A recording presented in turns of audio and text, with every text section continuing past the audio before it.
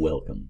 In this lecture, which has multiple sessions, we'll go through a numerical example of how to feed forward through a small neural network and then back-propagate the scale factors.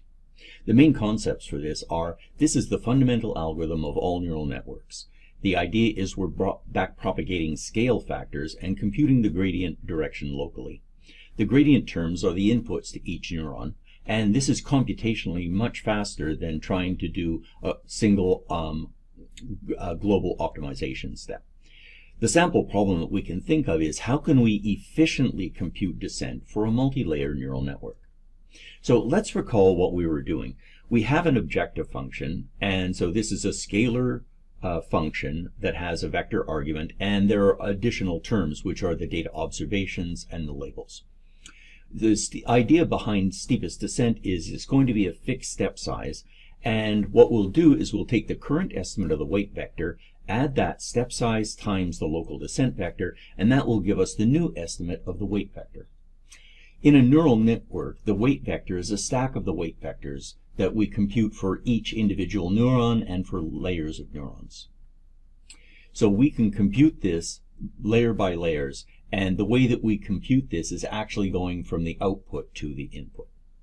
So let's recall for our small neural network that we were working with 2D exclusive OR data. So this was a three-layer network. It had one hidden layer, one output neuron.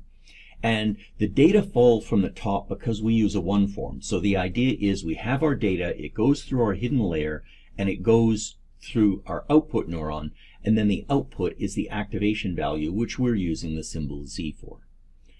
When we compute the residual error, this is the difference, the residual for observation I is the difference between the label for that observation and the output of the artificial neural network for that particular X sub I. And now what we do is we go backwards. We start with our back propagation factor for the output, then compute it for the hidden layer, and if there were more layers, we would just keep going on backward. So the idea is that we're propagating these scale factors. The weight vector is now, especially for the hidden layer, we're going to put it in a matrix and then we'll vectorize it or stack it.